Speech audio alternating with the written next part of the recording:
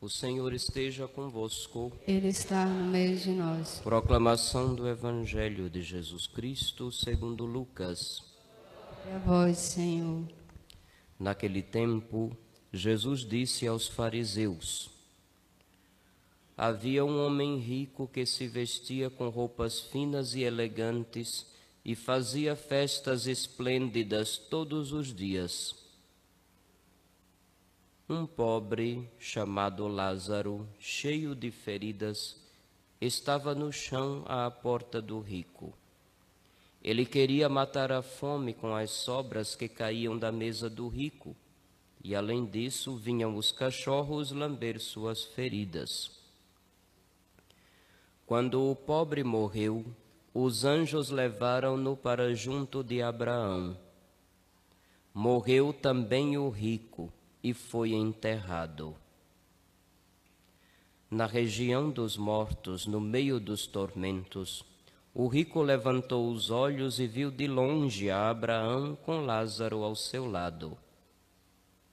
Então gritou: Pai Abraão, tende piedade de mim. Manda Lázaro molhar a ponta do dedo para me refrescar a língua, porque sofro muito nestas chamas. Mas Abraão respondeu: Filho, lembra-te que tu recebeste teus bens durante a vida, e Lázaro, por sua vez, os males. Agora, porém, ele encontra aqui consolo e tu és atormentado. E, além disso, há um grande abismo entre nós. Por mais que alguém desejasse, não poderia passar daqui para junto de vós, e nem os daí poderiam atravessar até nós. O rico insistiu: Pai, eu te suplico, manda Lázaro à casa do meu pai, porque eu tenho 5 irmãos. Manda preveni-los, para que não venham também eles para este lugar de tormento. Mas Abraão respondeu: Eles têm Moisés e os profetas, que os escutem. O rico insistiu: Não, pai Abraão, mas se um dos mortos for até eles, certamente vão se converter. Mas Abraão lhe disse: Se não escutam a Moisés nem aos profetas, eles não acreditarão, mesmo que alguém ressuscite dos mortos. Palavra da salvação. Glória a vós, Senhor. Per evangelica dicta deleantur nostra delicta. Filhos, algumas breves premissas para entendermos bem a palavra de Deus no dia de hoje. Premissas são aquelas considerações sem as quais você pode não entender o que está acontecendo aqui. Primeiro, cuidado com aquela história de dizer quem morreu está dormindo. Biblicamente, isso não se sustenta. Já no Antigo Testamento, embora lá nos começos dê a entender que é isto mesmo, uma espécie de sono, mas já no Antigo Testamento se denota a fé do povo judeu, do povo de Israel, de que a morte não é a última coisa que acontece na vida de alguém. Se fala da região dos mortos. E a coisa é tão séria que até Jesus toma esta fé de Israel e coloca também o ensino aí. Um morreu, foi para junto de Abraão, outro morreu, foi para o inferno. Ponto. Esse negócio está dormindo para esperar acordar, toma cuidado com aquele povo que chega oferecendo estudo bíblico, onde se escolhe alguns pedacinhos da Bíblia e não se transmite a Bíblia toda. Tome cuidado com isso. Segundo, céu e inferno são eternos. Não tem essa história de dizer que o inferno é provisório e depois fulano sai de lá. Quem entrou no inferno não sai mais. Existem e são eternos. Uma só vez o homem morre. Depois disso vem o juízo. Carta aos Hebreus, capítulo 9, versículo 27. Portanto, não se iludam com o espiritismo que prega a reencarnação, onde cada um é o seu próprio salvador. Não. Nós cremos que o Salvador é um só, nosso Senhor Jesus Cristo. Uma só vez neste mundo se nasce, uma só vez neste mundo se vive, uma só vez neste mundo se morre. Então, tome cuidado com a ideologia do espiritismo, que faz você acreditar em várias vidas. Ah, quem fui eu na minha vida passada? Deixa ser besta, não perca tempo com isso não. Quem é você agora? Isso é o que importa. E quem será você para a eternidade? Isso é o que mais importa. Terceira premissa: os mortos não voltam para falar com ninguém. Tome cuidado. Ah, padre, mas eu estava com saudade de vovô, fui lá numa sessão e o vovô falou comigo. Deixa ser besta. Morto não volta para falar com seu ninguém, nem para dar doutrina, nem ensinamentos de luz ou de trevas que sejam. Não volta.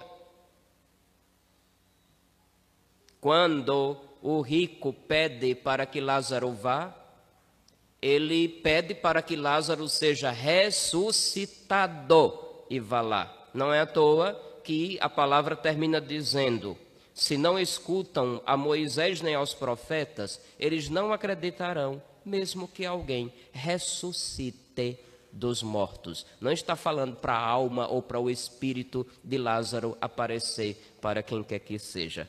Ai, padre, mas eu estou vendo alma. Então vá para o psicólogo, você não está bem na cabeça não. Você está com fome, talvez você esteja com estresse, talvez esteja assim com um choque emocional muito forte e sua mente está para... Mas eu vi uma alma. Que você tenha visto, eu não duvido, mas que tenha sido uma alma são mais 500. É igual muita gente diz: eu vi Nossa Senhora. O senhor acredita? Eu acredito. Que você tenha visto, acredito. Se você está dizendo que viu, quem sou eu para dizer que não viu? Agora, que seja Nossa Senhora que está lhe aparecendo, a coisa é mais complicada. Com essa desculpa, tem muitos videntes criando igrejas estranhas por aí, onde não mais se celebra a missa, onde mais se tem obediência, onde os sacramentos acabaram, onde o próprio vidente é que faz uma tal de água abençoada e óleo abençoado, e por aí vai. Isso tem acontecido. Entendido? Passando rapidamente as premissas, para que a gente entenda e não precise mais voltar a este ponto. A morte do corpo não é a última coisa que acontece na vida. Continua a vida após a morte do corpo. Céu e inferno são eternos. Quem está no inferno não sai mais de lá. Morto não volta para falar com ninguém, nem para dar doutrina nenhuma. Doutrina quem dá é Nosso Senhor, na revelação, que depois foi posta por escrito na Sagrada Escritura, e a igreja tem autoridade para interpretar conforme a promessa de Jesus. Isto entendido, aí sim nós vamos compreender muito bem a palavra de Deus do Evangelho de São Lucas neste domingo. Filhos, o tema de atenção aos mais pobres continua. Nós já havíamos acenado nos outros domingos e hoje mais uma vez retorna. A profecia de Amós, a nossa primeira leitura, é uma advertência para aqueles que vivem esnobando riqueza e desprezando os mais pobres, fazendo de conta que não tem nada a ver com esta situação. É mais uma advertência, que está em consonância com o mesmo Evangelho de São Lucas que ouvimos. É interessante que não é dito o nome do rico, mas é dito o nome do pobre. O pobre era desprezado pelo rico todos os dias, que até ignorava o nome, mas o rico também ignorava que aquele pobre era conhecido e amado por Deus. Deus ama os pobres com predileção, já disse, ainda semana passada lembramos isso. E antes que alguém com marxismo na cabeça venha dizer, então se Deus ama os pobres, ele odeia os ricos, porque agora é tudo nós contra eles, é tudo luta de classes. Não, a igreja não prega luta de classes, nem nós contra eles. Deus quer que todos se salvem e cheguem ao conhecimento da verdade. Essa é a vontade de Deus. E a igreja, fiel à vontade de Deus, deve anunciar esta salvação em Jesus Cristo e deve chamar todos à conversão. Ninguém é condenado pelo fato de ser rico, nem mesmo da parábola. Ele não foi condenado pelo fato de possuir. Ele foi condenado porque não teve compaixão do pobre, porque desprezou o pobre, porque fez aumentar e se prolongar o sofrimento do pobre. Foi por isso que ele foi condenado. Nunca despreze os mais pobres. Neles, nosso Senhor espera o nosso amor. Nunca desprezem. Também o pobre não foi ao céu porque pelo simples fato de ser pobre. Não se entra em detalhes, mas uma coisa que fica característica do pobre é a sua humildade. Diz lá o salmo que foi cantado hoje, o Salmo 145.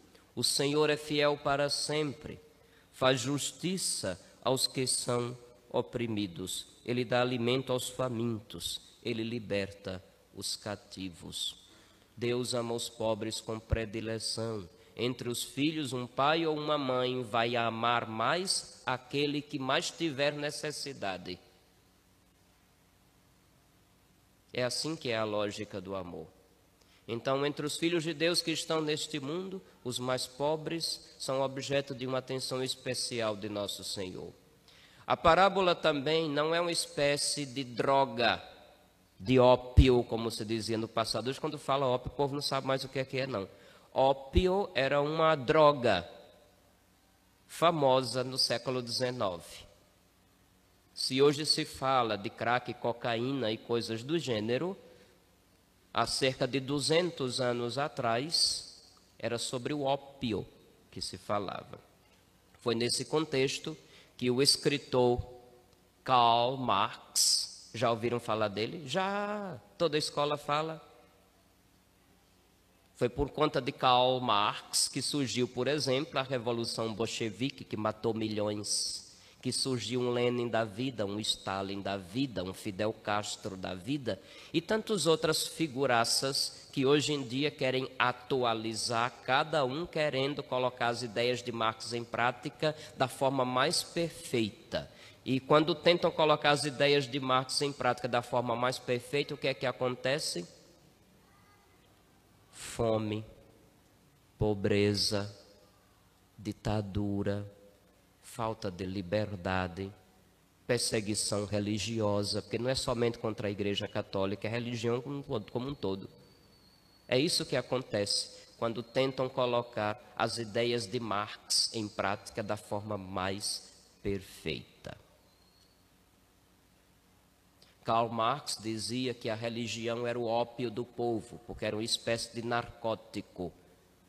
Fazia o povo ficar como que drogado, alheio à realidade, esperando, segundo Marx, uma espécie de céu ou paraíso ilusório que nunca chegava. Segundo Marx, a religião seria utilizada como desculpa para manter os pobres na pobreza. Coitado, ele esqueceu de tanta coisa que a igreja realizou ao longo dos séculos. Marx viveu na Inglaterra, se eu não estou enganado, e foi lá, na Grã-Bretanha, no Reino Unido, que ele escreveu as suas teses. Ele certamente ignorou toda a obra de caridade que a igreja promoveu em séculos, que não é simplesmente dar esmola para os pobres. Ele certamente ignorou toda a obra de educação que já no seu tempo acontecia em diversas partes do mundo, graças à igreja.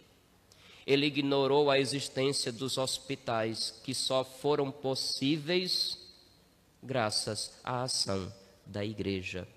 Ele ignorou tanta gente que, renunciando às suas posses, foi se dedicar aos mais pobres, lá onde ninguém queria ir nem dar atenção. Ele ignorou tudo isso. Mas até hoje tem imbecil que acredita nessas teses. E até transformaram isso em partido político, mas eu não vou entrar no mérito, senão já vão dizer logo que o padre está contra fulano, a favor de Beltrano. Com tanto candidato, parece que só existe 2. É terrível, né?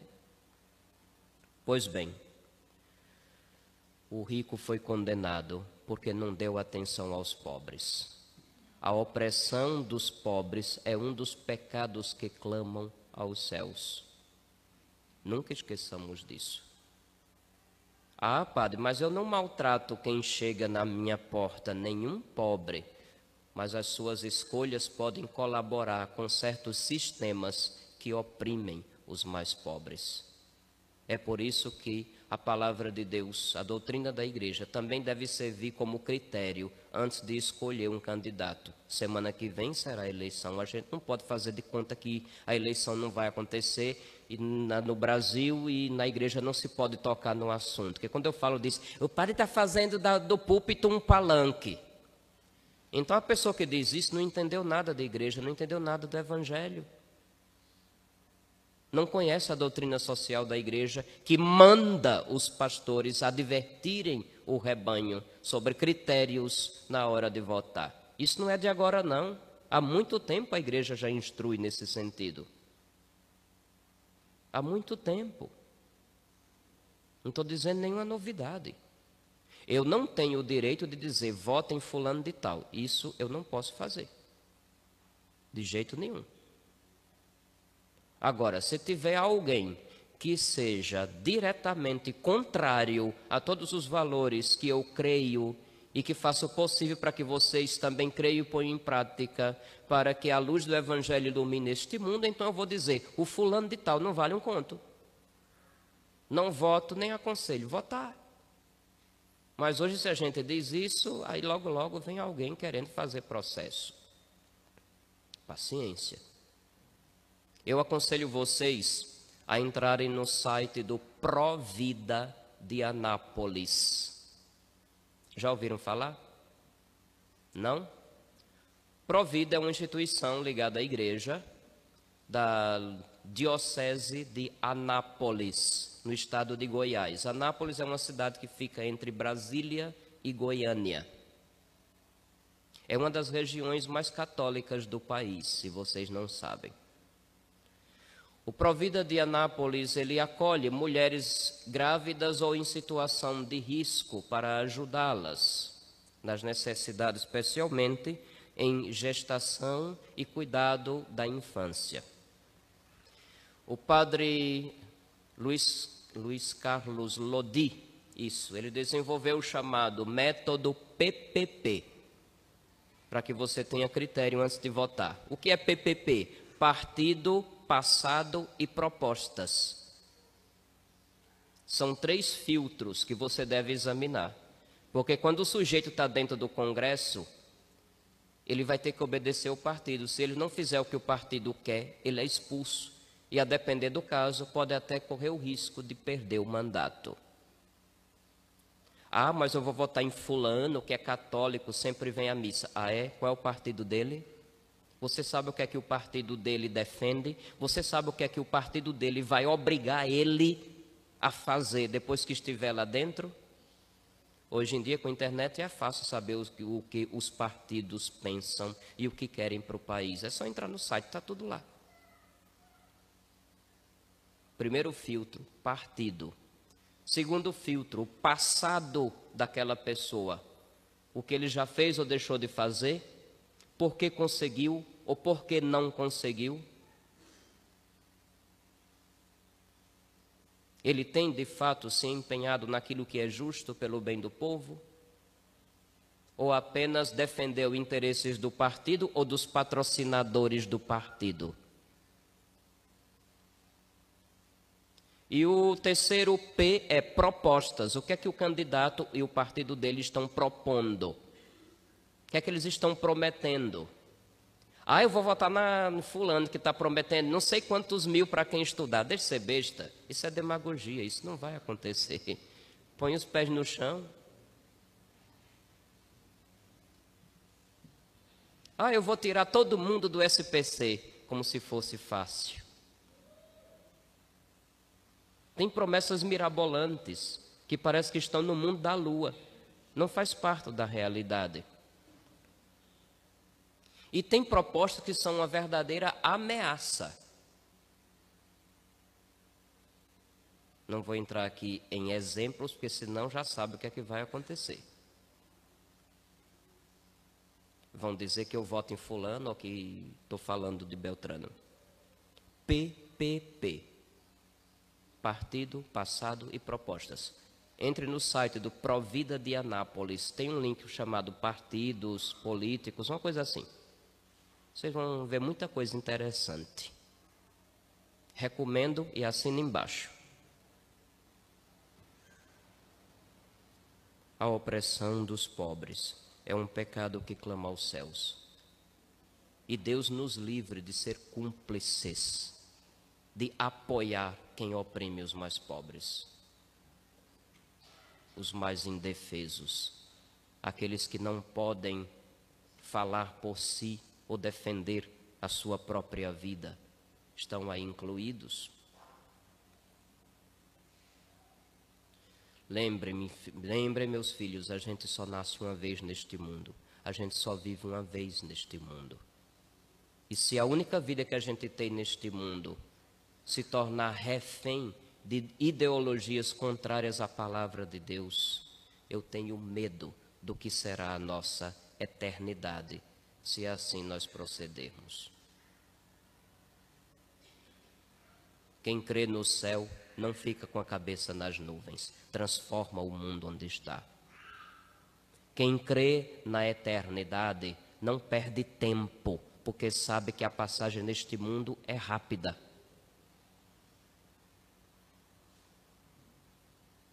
Quem crê que um dia será julgado por Deus e não pela história, não está muito preocupado em ficar famoso, mas está preocupado sim em fazer o bem, em fazer o certo